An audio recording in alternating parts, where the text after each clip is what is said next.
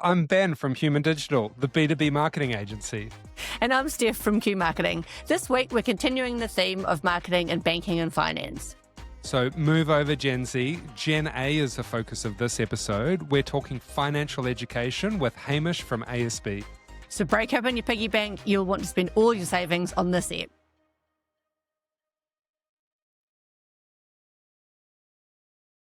Happy Wednesday, Steph. How's it going? Happy Wednesday, Ben. Pretty good. It's actually super hot in my office. It is boiling today. It's a You great don't have any day. AC? No, not in my office. Oh, I see. Well, we were both together in your office, but your home office, and that was very cool. You had a jacket on yesterday. Yeah. But this is boiling hot. Yes, you can't win, and when you work from home, maybe this is a build. Get some AC in my home office. Definitely. And How's the couch? How's the couch going, Ben? couch is good. Yeah, I'm very happy with my couch. I walk in in the front door and I can see it as I walk in, and I feel very, very good. It's a whole new space. I feel like it would be great, and maybe we'll take some listener feedback if we could shoot an episode on the couch, because I feel like that might be a great addition to those people who want to watch the podcast.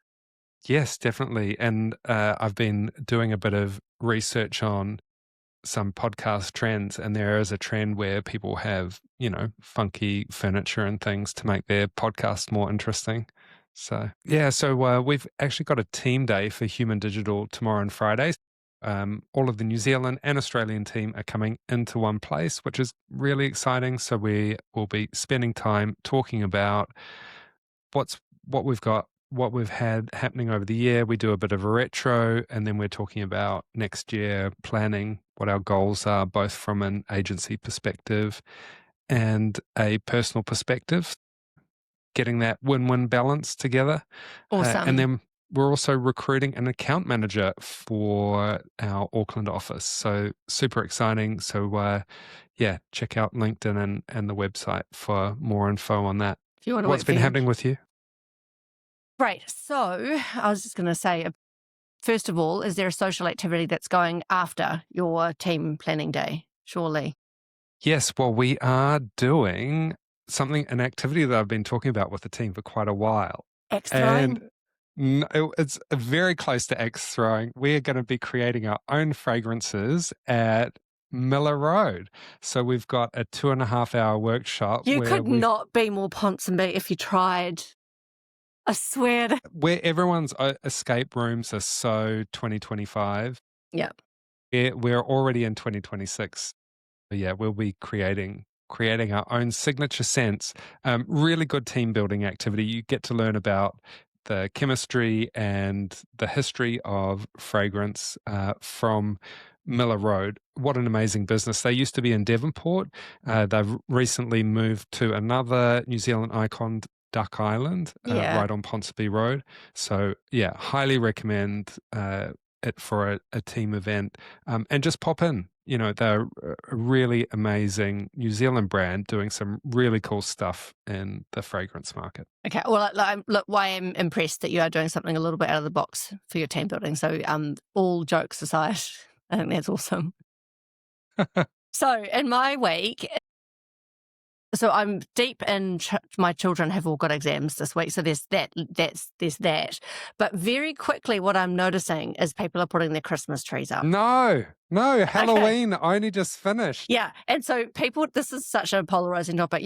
You're either really into the Christmas thing and people have got their trees up now, or you're like, absolutely no way, I'm doing it the week before Christmas. What's your way of... I love Christmas. I have a very minimal Christmas. I don't get a Christmas tree, but I'll have to show you my Christmas. It's basically no, God, some ornaments. But is there even a tree? It's not a physical tree, but it's not a living thing. It's metaphorical. It's basically more. Yeah, it's the idea. I have the idea of Christmas, Steph, and the smell. I have pine scented room spray. It's a very minimal Christmas at my apartment, Steph. Okay, well, it's got to work with the aesthetic of the couch. It does. Okay, well, like that is not the case in my house. And an extra, so I mean, because I have children, I have like an eclectic mix of Christmas decorations. One of which is the picture of one of my children staring out from the Christmas tree. I love that. So we will be putting our tree up next weekend. Which I'm all for that. So, and so that kind of ties in quite nicely to the fact that I do love a good dress up and a good theme. And for those who listened to last episode, we had a progressive dinner here on Saturday night. And what is a progressive dinner for those that don't know? Okay, progressively drunk or progressively locations? All of those things. So you start off with drinks at one house, then it was entrees, mains, and desserts at our house. How it worked, just very quickly run through. The first house was a tiki bar with customized pina coladas and a game. Ooh. So you judged on 4 criteria: drink, theme, food, game. So tiki bar to start off with. Second one was a Greek environment. So we had spanakopita and lamb koftas. We smashed plates. Oh my God. The third one was a fruity fun party, and it had all sorts of, there were some X-rated games, which we won't talk about on this podcast, but and I dressed up as an avocado and had to pop some balloons. That was great. I love it. And lastly, at our house, we were a French artist studio, and so you had to paint your partner. And paint your partner. Oh my goodness, body paint. Not quite body paint, but you had to do a portrait of your partner. And so, right. By that stage, the wheels had fallen off, and I made profiteroles from scratch, which apparently people are quite impressed by. And we did a French 75 was our cocktail. Oh, I love a French 75, Steph. Delicious. One of my favorite cocktails. Now, and did you celebrate Melbourne Cup? No, I'm really upset because, as you referenced, we were stuck in my cold office doing some planning, and while everyone else was drinking champagne and celebrating the cup, the race that stops the nation. So maybe that's something to aim for next year. Maybe we can do a CAN podcast at one of the racing events.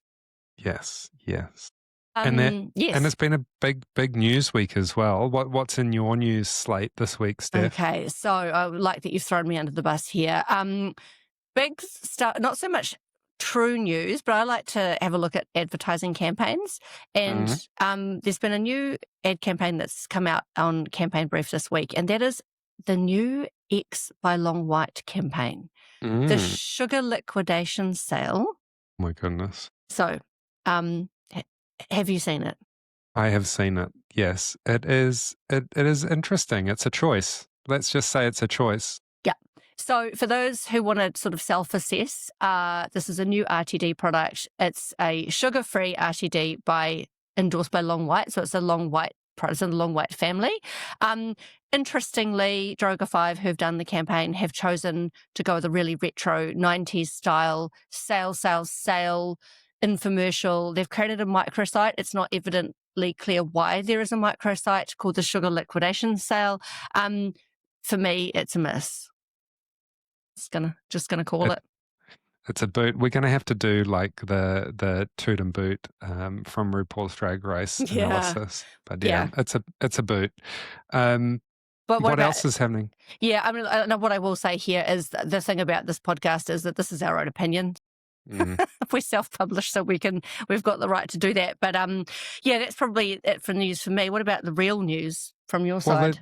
There's also Coke that has used AI again in their Christmas ad, and they caused a lot of controversy last year, and they've done it again. I've watched little bits of it, but what are you thinking on that? I think they're owning it, and I think they don't hide from the fact that they've used AI. I watched that ad, and I thought, you know what? It's great storytelling. On the one hand, AI we've talked about AI slop, and I think it can all start to look the same.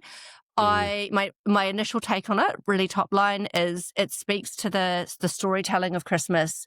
It's done with AI characters, but I still think it generates emotion, and I think year 2 maybe they'll get less back because they've just gone, hey, this is what we're doing now.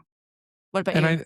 I think it's good that they own it. I think the Coca-Cola story is they do it every year. It doesn't really change. There's a polar bear. There's a Santa. There's some kind of truck delivering Coca-Cola. Yeah. It's like, it's not rocket science. But, yes, they used AI, but there's a lot of human effort in that as well. It's not just they didn't just give a prompt Yeah. to Sora and say, create an ad. Like, let's be real about how they're using this technology. And I feel like people are very quick to paint these AI ads with a broad brush. Yeah. A lot of AI is being used everywhere, but it's pretty much touching everything these days. So, to just say, oh, they used AI, it's bad, No, I think judge there's it degrees. for its quality. I Yeah. mean, I'm not a big fan of the ads. I think that, that it's very traditional Christmas, brilliant. Is it breaking and doing something revolutionary? Not really. And they have used AI in it. It looks fine. Do you know what I used to love? The tear-jerking John Lewis ads. Do you remember those? Yes. Yeah. Yes. It might be quite cool to see what they do this year. They use AI. So speaking of AI, we have a new browser. So if everyone casts their mind back to the browser wars that are happening, this is Chrome versus Safari versus Internet Explorer? Internet Explorer, whatever Microsoft is doing. I think it might be Edge. Yeah. So Bing? No, that's a search Bing, engine. that's a search engine. Okay. Yeah. So we now have ChatGPT Atlas. So it's a web browser. They launched it on the 21st of October. It's built by OpenAI, and they build it on what's known as the Chromium engine, which is the same engine that underlies browsers like Chrome, but it integrates the ChatGPT conversational AI and other agent features directly into the browsing experience. So it's currently available for macOS, Windows, iOS, and Android are coming soon. Is it yeah, global? currently just macOS and Windows. Is it? Can we get it here in New Zealand? Not sure. I haven't tried yet. And there are a few features worth noting. So they have built-in ChatGPT in the sidebar. So if you're browsing a web page, you can open ChatGPT pane and ask questions about the page and get summaries, compare products and stuff. It has a full agent mode, which is full task automation where the AI can act on your behalf. So this is where it gets scary. So it can fill forms, book travel, navigate web tasks by itself. It means the browser isn't just interpreting and summarizing, and it's actually executing. So yeah, this is where the power of the browser really comes in. It also has that memory and context awareness, so it gets to know you. And then it also has an architectural layer called OWL, which is OpenAI's web layer, and it separates the browser from the main application for better security. So essentially, it is more than just a traditional browser, and I'm sure that that's how they're going to market it. But as with anything, these tools do come with risks. If you give it your credit card, watch out. Good luck. Yeah, agreed. Okay. So now, against my will, no, not seriously against my will, but we do have another banking and finance guest this week, don't we, Ben? We do, and he was on the stage last week at the Marketers Day with TMC, and we are talking about banking. So it is Hamish joining us from ASB, and he's taking a bit of a different slant. So this week we're moving from Gen Z to Gen A, and this is where a lot of the influencing comes for banks. And we've had a lot of discussions about how our parents' decisions influence behavior. When we're young, we are, our minds is like sponges, as they say, soaking up all of that information. So, what better time for banks to come in to get in there? Yeah, exactly. Plant their brand. And, I recall the deposit book that I used to have at school. I very quickly became an ASB fan, I think because of that, but also, I really like their brand positioning as well. A disclaimer, I did used to work for CommBank, which is the Australian overlord of ASB. But I really like both the Commonwealth Bank and ASB values of innovation, and they're really, really investing in great technology, great user experiences for their customers, which is one of the reasons I like it. What was Yeah. your banking experience growing up, Steph? So really casting my mind back, I too. That's a long way back. Yeah. Can you remember? We used to chisel out the tablet and, and take it to the for our purchases. Did you count your money on an abacus? Something like no, yeah, no, I did not. So, no, I too, look, I have a feeling that I was intimately familiar with Cash and the Elephant, and loved the story behind him. We had more than one cash and money bank in our house when we were kids. And I remember my parents just talking about how wonderful it was that the banks were teaching the kids about money. I don't think you had the cynicism back then that you potentially do now around, the commercial undertones of that aspect. But no, for definitely was ASB. And I do remember having quite an early experience with the National Bank too, but I can't recall in exactly what format. So for me, those were the two banks of my childhood. Let's see what Well, Hamish has to say. yes, let's welcome Hamish. Welcome, Hamish. Well, we are lucky to be joined by Hamish from ASB, fresh off the stage after Marketers Day with TMC. So we're really lucky to have Hamish in. Hamish, can you introduce yourself? Yes, I can. My name is Hamish Russell, and I am the social and content lead at ASB. And yes, I was very fortunate to speak at a panel on creativity and brand building for Marketers Day. And I feel like because we provided a venue, I was definitely a ring in. But it was, I was happy to be a ring in. So can you tell us the key messages that you presented on stage at Marketers Day? Yeah, I think one of the questions we got was about risk, and I was like, we're in a bank. I work for a bank and am in marketing. Like, risk is what I deal with every day. So I think my point of view on that was I like to find the little cracks where I can navigate risk, maybe without such like a big magnifying glass on me. So it's like identifying where you can play that isn't going to put the bank in jeopardy. And so for context, Hamish, you're social and content lead within the bank. So does that mean, is social and content quite a big part of ASB's comms strategy? Like how do you interrelate with the other teams? So I sit within the brand and marketing practice. So I work closely with every marketing team. I think it's a bit funny to think of a campaign in 2025 that doesn't have a social element. I also look after the copywriters and the graphic designers as well. So that content part of my role title is quite expansive. So my team touch every campaign and every kind of piece of content that comes out of ASB. So fair to say you're fairly integral into the comms part of the ASB. Yeah, and I think we are, as part of my appointment, which was last year, we're just trying to build out our in-house capability. So obviously we still have our great agency partners, but we're just doing more in-house. So I think a lot of people would think creativity dies in financial services. And from my time working at the Commonwealth Bank, there was a lot of risk and compliance that you had to deal with daily, which can be overwhelming at times.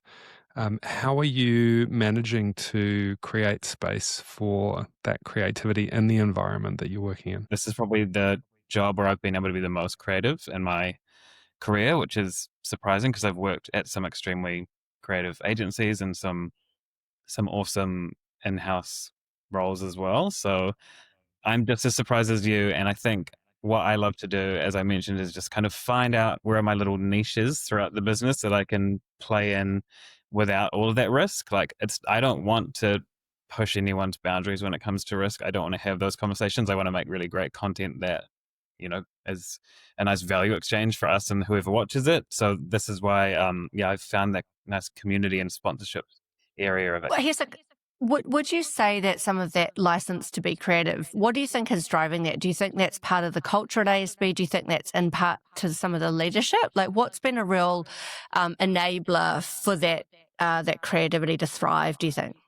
I think from my perspective and why I took the job is that I think that from banking perspective, if you look left and right in New Zealand, it's just kind of, okay, that one's green, that one's red, that one's yellow. And a lot of the content is the same. Like we don't have crazy different products. Like everyone's got credit cards, everyone's got home.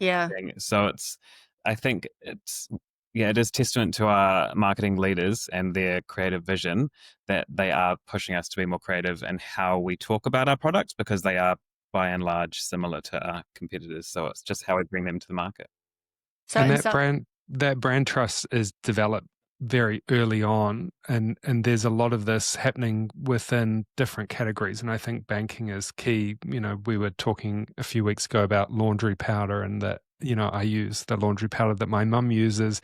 We're probably using the banks that our parents use because we got, you know, the deposit book back in my day that of the bank that either your parents used or potentially that your school used. So that brand attribution to banking does happen really early on as well. And I think that leads into a lot of the work that you're doing currently, Hamish. Yes, definitely. We have this really amazing program at ASB that we in-housed earlier in the year, which is called GetWise. It's an in-school program that started in 2010, but basically a facilitator comes into a classroom and teaches about youth financial literacy. So that's from like, what is money, like the very basics, like what is currency and what do you do with it, all through to how to spend it, how to share it, how to save it. And it's what I love about it, and where I was like, oh, I'd love to make some content about it, is because it's like one step removed from product and brand. It's not, we don't mention a Head Start account when we are in a classroom talking to kids. It's like a really nice, genuine information exchange with the kids. So I think, as you said, like it is getting our brand into schools to prime that audience that will come through and please stay with us for life. But there is that nicer, I maybe I'm being naive here, but there is that nicer part where it is just genuinely wanting to educate Kiwi kids, because there are lots of stats around like how poor our youth financial literacy is in this country. It is that feels like a really ownable territory for ASB, and something that has been part of ASB's DNA. So if we go back to Ben's, what was it, your deposit book? Back in the 80s. Back in the 80s, aging himself. So it feels like that's ownable territory. Would you say that ASB Bank, this is something that really only you guys are doing in that space, whether it's the social side of the GetWise program or even just the program itself? Yeah, I think so. We've just we are celebrating 150 years of helping in some way, shape, or form youth financial literacy in New Zealand. So it's turned up in lots and lots of different forms. Been mentioned back in the old days with the deposit books, but there's been lots. The old days. I think I'm slightly younger than you, so I'm just gonna hold on to that. We've been in schools or talking to kids about this, and it led us up to our like ASB's bigger purpose of like accelerating progress for all New Zealanders. So, keeping you one step ahead, like no matter where you are in your journey, whether that's learning about money or buying your first home or getting a credit card or whatever, we are just trying to help all Kiwis progress. So what are the leave behinds for ASB if you do go into schools? Is it the money bank, or what are the today's leave behinds for brand? So in school with GetWise, knowledge, that's how wholesome it is. I love knowledge. It's not like a kids want to branch and do stuff, but I mean, as part of our 150-year celebration, we have created as like a commemorative cash and money box. So we've had many iterations for years and years and years, like decades, and they've come in all shapes and sizes and colors. And this one is a very, very cute recycled plastic, yellow, beautiful cash in, and that is available for people signing up to a new Head Start account. That's a bit separate from the GetWise program, so we don't give those out in school, but if they go home and go like, I learned about money, can I have a bank account? Now they can get a beautiful little money box.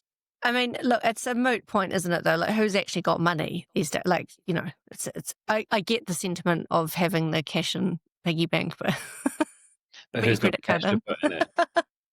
So I'm seeing a lot of innovation, like as Steph says, who's got money these days. But everything is moving digital, and a lot of the education happens digitally.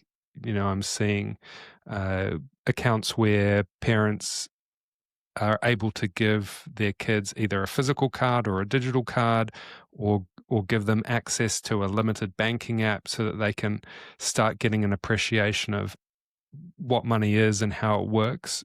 Does ASB offer products to support that cashless education as well? I think fundamentally, if we step out of our marketing Auckland bubble, there are still lots of people that do use cash that are more tactical and then less on their phones, doom scroll AM every 5 seconds. So I think it was a massive consideration. Like, do we do a physical one or do we do some sort of digital thing? But this was more that celebration of our history in school. Yep. So we wanted something that kind of harkened back to that.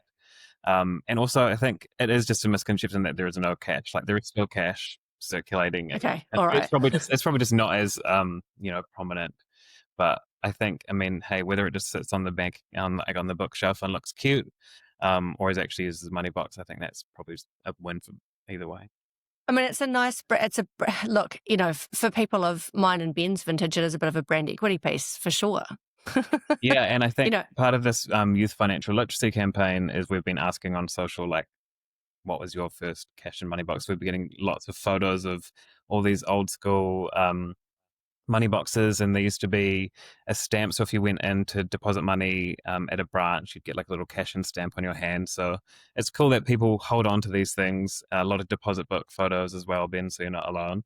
I think I definitely had a deposit book, but mine was from a different bank, so I shan't name it here.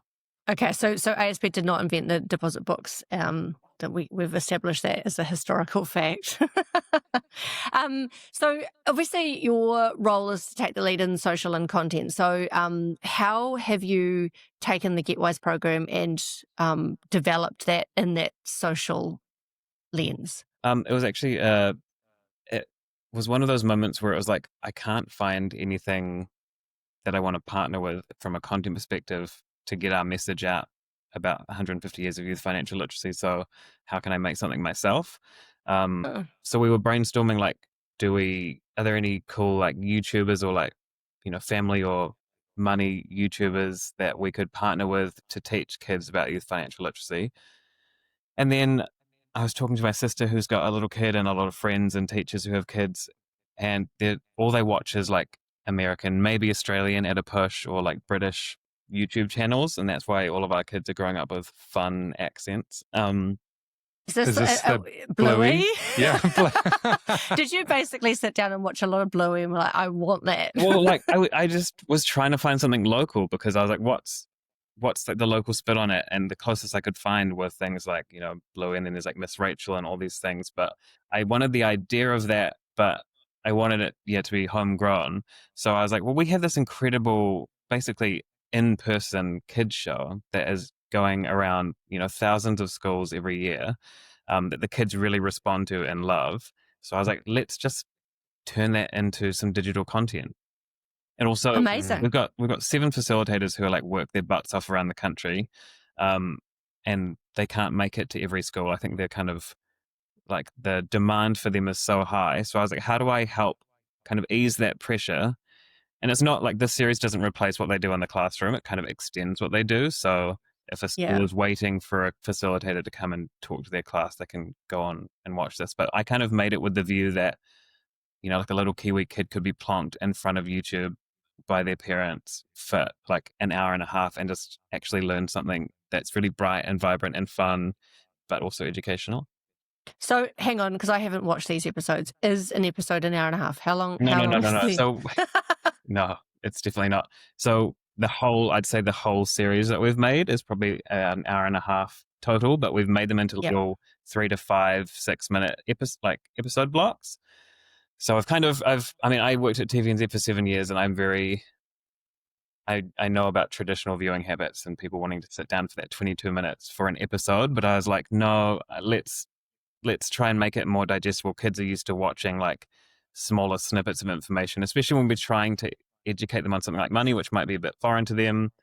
I didn't want to overload them. So the episode structure is, one episode is made up of like 4 blocks, and each block is like 3 to 5 minutes. So this feels something that kind of uniquely really ties into the experience that you've had, and that you've so you weren't asked to come up with the solution. This is literally, you could see, you could see a gap there and presented the idea of coming up with a content series. Is that fair? I was definitely not asked to do this, and it was almost a side of desk project, which I loved because I was very passionate about it. I kind of thought about it, came to our CMO, Helen Fitzsimons, who's incredible, and who I worked with when I was at TVNZ as well. So we have like a nice existing relationship. But I was like, hey, Helen, how about stay with me? How about we turn our in-school program into like a digital content series? And she didn't even like blink. She was like, yeah, why haven't we done that already? Oh my God, that's amazing. Yeah, so there's a really amazing relationship there. There's a lot of trust, which I'm so grateful for. But yeah, so from there, I kind of just went around cap in hand to a couple of different teams, Yeah, because who's funding this? Great point. So who's funding this? Because this would not have been in anyone's marketing budget for the year. So yeah, tell us how you convinced people to part with their cash for a content series. Well, master of manipulation here. I went around to a couple of different business units and said, like, okay, I can create content about frauds and scams. We've got 2 episodes which are about frauds and scams and staying safe online. So I got some money from that pot, and then I got some from marketing, and then I got some from the GetWise pot as well. Okay. And then, yeah, so it was it was kind of made with a lot of love, and there's a lot of handmade elements, and there's a lot of, like, I was painting some of the set. I was approving puppet designs. We were like really, I just created the small team around me, and we just kind of got it done. Now, that's a good point. Did the skill set exist in the team already? So was the whole plan to just create this and literally in-house? So I definitely needed a production partner. We couldn't have done all of this, but I used the in-house capabilities where they existed. So I've got 2 amazing copywriters in my team. So between them and myself and one of the GetWise facilitators, we wrote the scripts. Cool. We started off with a big workshop with the facilitators to find out what resonates with kids, what little characters that they play we could bring to life in a different way now that we're filming it. And then Ryan Stokes, who is my genius content creator, who was the skinny guy and now he's the ASB guy, so I'm very happy with that. Careful, he might get poached for another job if you start naming people. Absolutely will not be poached. We're a dream team, but he wrote 10 original songs for the show. So like I was like, what skill sets do I have in front of me, and what? It was also a really fun thing for them to do. Like, how often do you get asked to write 10 original songs about youth financial literacy for kids and day-to-day? I mean, some would say never. Most people, I'd say. And that is a problem that a lot of marketers are facing, especially into 2026, is what are we going to have in-house? Where are we going to partner? Where are we going to use agency? And what are we using AI for? And it sounds like you started with looking at your team and what skills you already had in-house. And I think it's really important for brands to have some of that core strategy, copywriting, idea generation in-house, because you know the brand really well, better than any partner might. So how did you go about then deciding, production obviously was outsourced, but did you use AI, and how did you use it? And no, how did you decide who to partner with? Short answer, no. I think I have a bit of a hairs on the back of my neck stand-up reaction to AI when it comes to creativity. Especially for something like this. Like, I was really inspired by the likes of like Pee-wee's Playhouse and those kind of 80s and 90s kid shows where everything was so practical. And I think there's so much content that's now being generated with AI that I think kids these days are going to see tons of that. I didn't really want to add to it. What I wanted to do was just give them something that was a bit more handmade and tangible. So I think also, as I mentioned, I kind of had to like beg, borrow, and steal budget. So you can imagine it wasn't a huge budget to make what it was essentially a 9-episode TV series for kids. Yeah. So I wish I could have gone to one of our agency partners, but coming from agency, if I had put the brief in with that budget, I would have been laughed out of a room. So what I love about this is people look at banks and they go, oh, so much money, like just, and they must have big budgets. They must have big budgets. And Ben and I actually have had this conversation several times on the podcast about fundamentally, sometimes the best ideas come from restraint. Yeah. And 100%. and being limited and actually forcing yourself to think outside the box. Because if you, I don't know, I've got no idea what your budget was, but let's say someone gave you 500 grand and said, go and make these, this series, it would have looked completely different and possibly wouldn't have had the, the impact that it's had. Yeah, I will tell you it was much less than that. I Yeah, wish it was that. I picked a big number on purpose. But I mean, So in saying that, $500,000 is not necessarily a huge number for a production of this scale. Like, I've worked with brands that spend over $1 million on a 60-second TVC. This is this is almost like an hour and a half worth of content. Yeah. That has behind it that cost a lot less. And I have seen a few snippets of the video, and the quality is high. And I'm interested to, especially in your role, because this is just one part of the many things that you're doing. How do you drive that quality in all of the work that your team is creating? What are either the tools or the principles that you're using to ensure that quality? I think it kind of stems from 15 years of working in social, and a lot of the time people just going like social's just something they film on their phone, like there's no craft, it's just, point and shoot.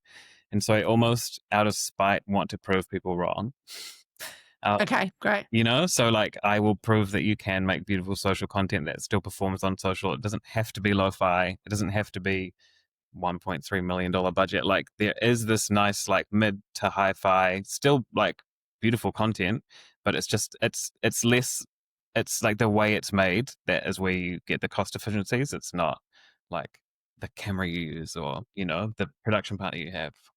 So I'd really like to have to dive into what your KPIs or what metrics you then put around this content series, because you obviously came up with a really creative solution to a problem.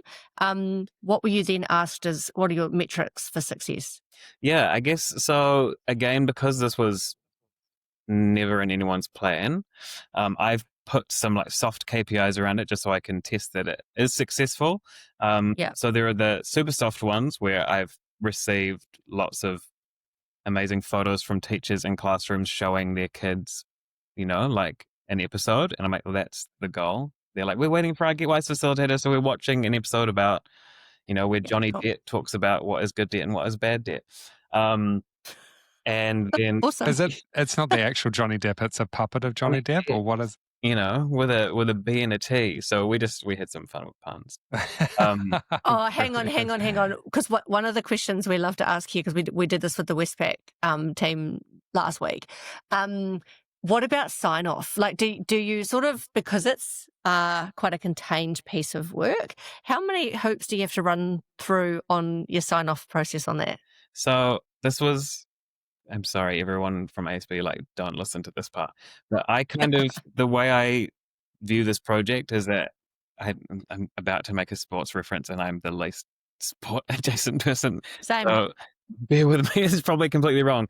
But I basically like got the ball and I was like running to the try line and I just like had it and I was just holding it and I was like, no one come near me. I obviously got everything that I needed to get checked done. I got legal to look over it. I got the fraud ops team to look over the scam and fraud scripts, and I got our financial wellbeing team to look over the scripts, and I obviously was working very closely with the GetWise team the whole time to make sure it felt like that. But I'm part of the brand team, so I didn't have to do just too many additional layers of approval from different people in brand. I was kind of just like, trust me, and then invited people like Helen and Steph, who's our head of brand, to the set when it had been built and when the had been built, and be like, what we've created, and couldn't be there and hear the scripts and see the performances and be like, this is bad. Like, they were just like, great, this is awesome. Okay. So you've got, what is that, 90 minutes of video, and it sounds like you probably have many more minutes in entirety. Yep. How are you going to use all of those assets? Obviously, you've got each episode, but do you have plans for using shorts or reels or tell us a bit more about that content and how you want to use it. Yeah, so we've just this week finished editing the final episode. So they're all on YouTube. They live there for free. That was a big part. Like a big part of this project was democratizing this youth financial literacy education. So anyone with an access to the internet, if they go to the library, they can watch it on YouTube. It's on YouTube Kids. So that was like first cab off the rank, is just get it there and get it accessible. We've obviously had some teasers and some of the songs we've clipped and put on our Instagram and things like that. But I am also really hyper aware that it is for a very specific and young audience. And it's like we're aiming for primary school kids. So the full spectrum of primary school kids. And that's not necessarily our like social audience. So I'm not trying to drown our feed in it. I'm really proud of it as a project, but it's not going to be like every second video.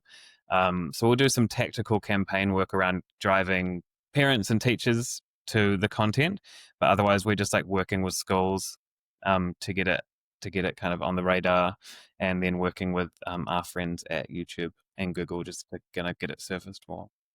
That's a really good point with teachers and students. Do you see those groups as becoming more either aware or having better thoughts about ASB as a result of this work as a secondary effect? Yeah, absolutely. And it is, I've got a lot of friends who are primary school teachers, so I will kind of use them as like a sounding board throughout this whole process. I was like, what's the ideal length? Because I mean, when I was in school, a teacher might plonk you, near the end of the term, they'll plonk you in front of a movie. And that's like term 4, this term. Yeah, exactly. When put outside. But I was like, what is a useful length for a resource for you that doesn't take away from your curriculum? It kind of helps you bolster your plan. So that's where I got that like 5-minute module from. So, and they're really clearly labeled, so they can be like, we're like, we're talking about saving, so I'll play this 5-minute module, and it can be like an addition to their class plan. It's not going to take away. So yeah, that was like, I really wanted it to be a resource for teachers and families alike. So any feedback I get from them is gold to me. So back to KPIs, and obviously you had some soft ones in there. Yeah. Will you get budget to do this again, do you think? Like, so, have you achieved what you were hoping to achieve with it? And do you think you can scrounge out more budget next year? It only just launched, Steph. Yeah, so it's still, it's like, it's only a week or two old. Well, there we go. Okay, fine, sorry. So I haven't achieved them yet. Like, getting them live was like, that's my big KPI done. I was like, this is a big labor of love. So it's good. Sorry, Hamish, I didn't realize. No, that's fine.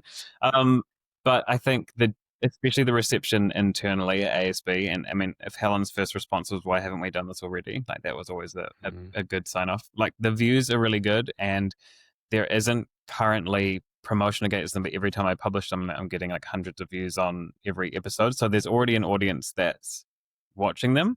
So when I actually unlock some budget to promote it, it's gonna, it'll just keep on keeping on. It's also great that it's evergreen content. This doesn't have to be consumed in a month or and done campaign period. Yeah. This is just as relevant today as it is in 3 years' time. So I'm looking at views just from a traditional social performance perspective. So I am looking to get those views up. So everyone stop listening to this podcast and go search Big Little GetWise Show on YouTube and run out my numbers. We'll put links in the show notes for you as well, Hamish. Ben. Every week, Ben says we'll put links in the show notes, and guess who has to do it? Oh, yeah. every week, Hamish. That's not good. So my dream is that we get to make a season 2. I have done a bit of I've done like a strategy for season 2 and why we should do it, especially with the new kind of financial literacy coming into the curriculum by the government. So there's more topics for us to cover, and we're just kind of getting a head start with GetWise. So we're already in schools. So we can just help out teachers however we can with that. But I mean, all my characters that we created, like, I want them to do some fun stuff. So I want a season 2, and then I'm just looking for different.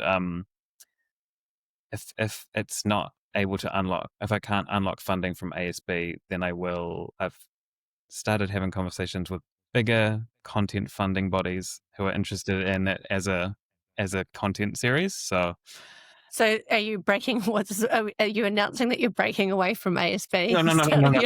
It'll still be all made with the amazing in-house talent here, but Yeah. because it is such a great resource for schools and stuff, there are more people that are interested in creating a season 2. I have to say, I really commend the creative approach on this, and it's so good to, you're right. I was very skeptical going into this, another banking episode. How interesting can it be? Lots of regulations, and risk compliance, etc. And I just think, what a cool way to do something that's really, I particularly like the fact that you went and did some research with the audience first. And so I think that's really important no matter who the audience is. And it seems to ladder really nicely to that overall purpose for ASB. So I'm really impressed. I think, I'm really keen to go and watch an episode. You should. It's fun. I've watched every episode a lot. I'm uploading them to YouTube. I'm writing the captions. I'm kind of doing everything. So I wrote some of the scripts. I don't get sick of them. For me as an adult, they're nostalgic. I love it. There are puppets. We've got one of the GetWise facilitators as the host, and then we worked with some local kind of Amdram actors, which is always fun. And it was just such a great vibe, and that I think comes through in the content when you watch it. It looks like it was fun to make because it was really fun to make. Yeah. Well, how long did it take start to finish? So, you know how I mentioned that we managed to unlock some funding from our wonderful fraud and scams team? Sure. It was to coincide with Cyber Awareness Week, which was the first week of October. So we had a deadline of the 6th of October for at least 2 of the episodes to be live, which was great. That was a nice hard goal to have. And I don't recommend anyone does this, but we made the entire series in it was under 2 months. Wow. From the first workshop of finding out what type of content we should be making to writing 9 scripts or 36 scripts, because there are 36 little individual videos. To casting, to making a set, I worked with Good Viking, who are 2 ex-TVNZers, Sarah Finney and Jens Hertzum, and I worked with them really closely at TVNZ, and so I knew that they would get on board with me and my vision, and we just leaned on every connection we still had at TVNZ to get that kind of television production quality. So we shot it at the TVNZ studios, pulled in every favor imaginable. So it has that quality for a very efficient price tag. Yeah. I think that's awesome. That's really brilliant. Well, Hamish, thank you so much for coming on and sharing this with us.